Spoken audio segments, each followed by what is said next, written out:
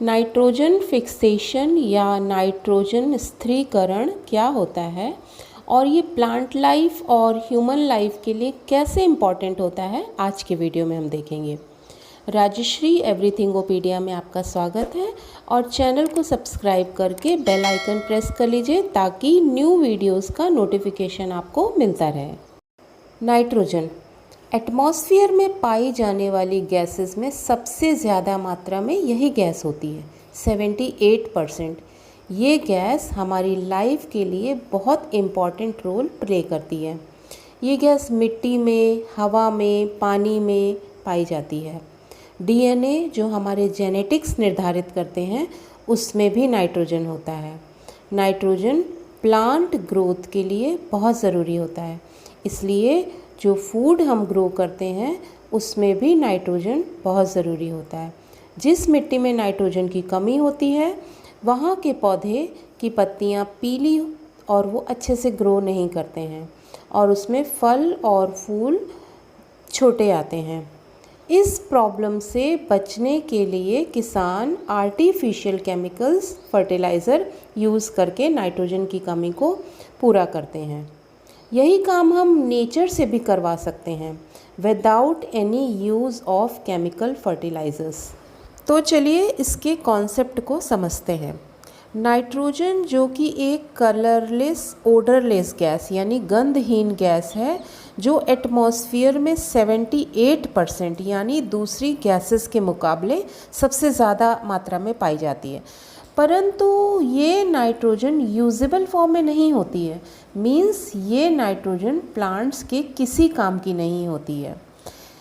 उसी तरह जैसे समुद्र का पानी इतना होने के बावजूद वो हमारे किसी काम का नहीं होता है जब तक कि हम उसको पीने योग्य न बनाएं।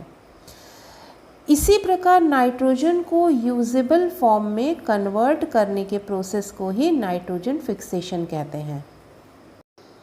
इस प्रोसेस में गैशियस नाइट्रोजन यूजेबल नाइट्रोजन जैसे कि नाइट्रेट्स या नाइट्राइट्स में कन्वर्ट हो जाती है ताकि प्लांट्स इसे सॉइल से रूट के थ्रू एब्जॉर्ब कर सकें। अब हम ये जानेंगे कि गैशियस नाइट्रोजन यूजेबल नाइट्रोजन में कैसे कन्वर्ट होती है। तो लेग्यूमिनियस प्लांट जैसे कि राजमा, मूंगफली, चना, इस तरह के प्लांट्स के रूट नोड्यूल्स में कुछ खास तरह के बैक्टीरिया होते हैं जिन्हें राइजोबियम बैक्टीरिया कहते हैं।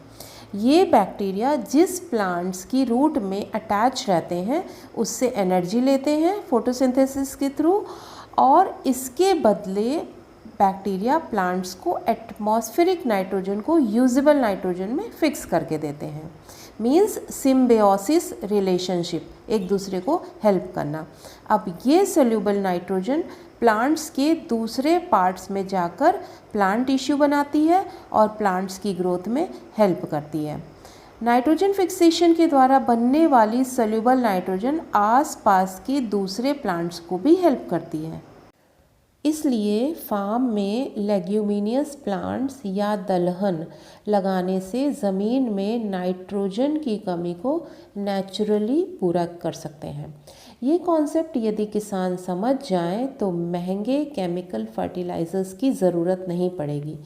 कुछ मात्रा में नाइट्रोजन फिक्सेशन लाइटनिंग अर्थात बिजली कड़कने से भी होता है। बिजली चमकने से जो एनर्जी प्रोड्यूस होती है उससे एटमॉस्फेरिक नाइट्रोजन ऑक्सीजन से रिएक्ट करके नाइट्रोजन ऑक्साइड और नाइट्रोजन डाइऑक्साइड बनाती है जो सोल्यूबल नाइट्रोजन होती है। ये नाइट्रोजन बारिश के पानी के साथ मिट्टी में एंटर करती है और प्लांट्स ग्रोथ में हेल्प करती है। जब यही लेग्यूम्स जैसे दालें, बीन्स, जिनके बीज स्प्लिट हो जाते हैं, बीज से 2 भाग में डिवाइड हो जाते हैं, वो हम जब कंज्यूम करते हैं तो हमारे शरीर में भी प्रोटीन की रिक्वायरमेंट्स पूरी होती है, क्योंकि प्रोटीन का मेन कंपोनेंट नाइट्रोजन ही है। इस तरह बायोलॉजिकल नाइट्रोजन फिक्सेशन इकोनॉमिकल और इकोलॉजिकल यानी हमारी जेब और हमारी ज़मीन के स्वास्थ्य दोनों के लिए अच्छा होता है। यदि आपको मेरा आज का वीडियो पसंद आया हो तो लाइक और शेयर ज़रूर कीजिएगा। अगले वीडियो तक के लिए बाय बाय।